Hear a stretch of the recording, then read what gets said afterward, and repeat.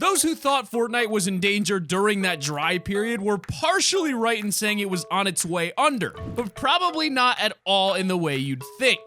Flashback to the Travis Scott event after dropping the largest event in gaming history with 27 million players in Season 3, Fortnite is going big and things are about to get knee-deep with floods, sharks, floating POIs, brand new weapons, I know finally, right? And an entirely new party island for new ways to play. Go ahead and hit that sub button if you're excited for Season 3 and let's hop right in.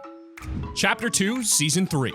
We finally got our first 3 official teasers for Chapter 2 Season 3. There are now posters located around the No Sweat Insurance building, which are the first actual teases from Epic themselves. Yesterday, we released a Season 3 leaks video where we actually covered a ton of brand new leaks that claim the season was going to be water-themed and have things like rideable sharks. These posters have just proven those leaks to be 100% true. In the first poster, we see Meowscles, lifeguard, who seems to be enjoying himself, although from the Season 3 leak, we know that Meowscles is going to be getting some kind of robot variant. So maybe he gets attacked by a shark in the storyline and needs to be rebuilt. In the second poster, we see a house floating on the water, which could be a hint to some future Season 3 POIs floating on the surface rather than being hidden underwater. You can also spot some fences on the bottom of the ocean, but I don't really know what to make of that. And finally, the best poster of them all. We see a parody of one of the most famous movie posters of all time, Jaws. We see a large shark under the surface with an unsuspecting Peely swimming above. From the leaks, we know that rideable sharks are coming to the game, so it makes sense that they would tease this in a poster. We definitely think that the other 2 may be parodies of movie posters, so if you recognize them, let us know down below. The teasers all have the No Sweat Insurance logo in the corner, which makes sense considering you can find them on the building itself. And clearly No Sweat Insurance knows something is coming and is preparing people to buy flood insurance. But Season 3 won't just bring us a water-themed map, but also a new POI called the Plaza. The new Party Royale event. The Plaza that was talked about in the Season 3 leaks from Tabor Hill is actually coming way sooner than we expected. A new event is on the way called Party Royale, and it starts this weekend. Epic are testing the Plaza location on a brand new island starting this Friday, and we've got the leaks to give you a taste of what's to come. Here's a look at the leaked map, which is an island of its own. The Plaza is in the middle with tons of activities in and around the map. You can spot some kind of POI with the remains of a massive sea creature, as well as a few small locations. Here's a few just to name them.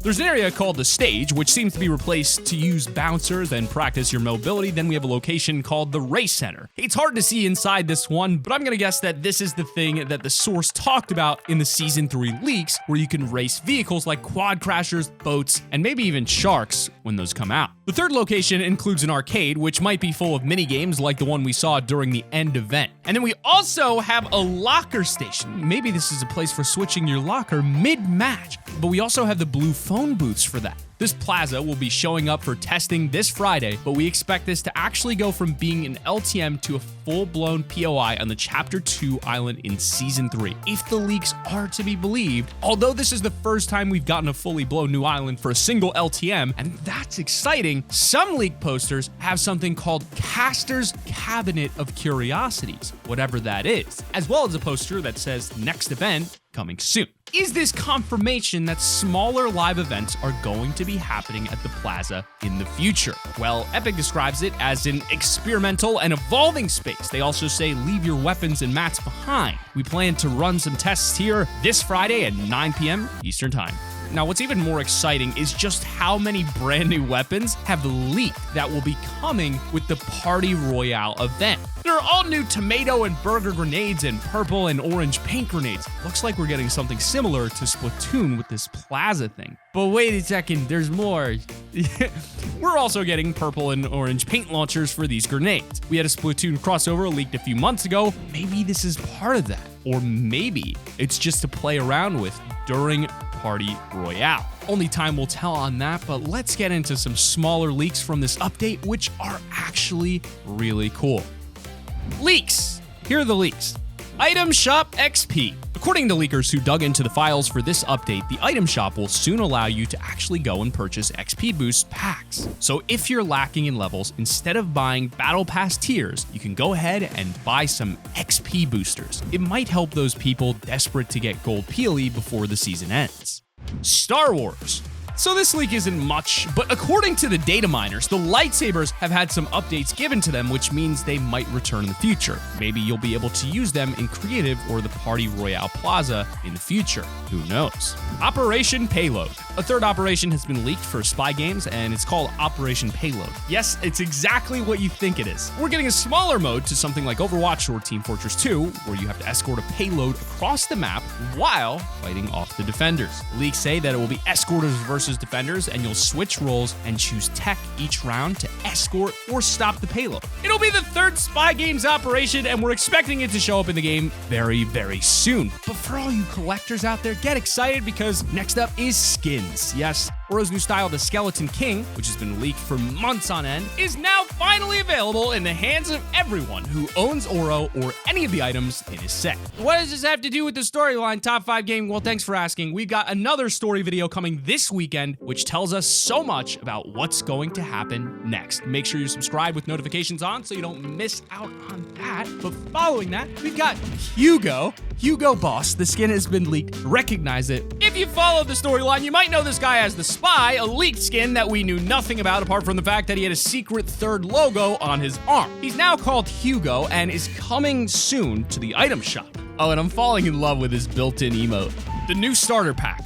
A new starter pack is coming to Fortnite as expected. It includes the yellow jacket outfit, a venom blade pickaxe, and naturally some V-Bucks. We don't know when to expect her, but she'll definitely be replacing Iris the second she leaves the store. Vix.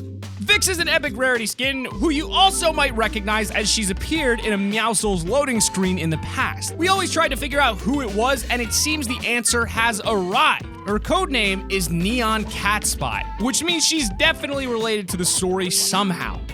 Envision.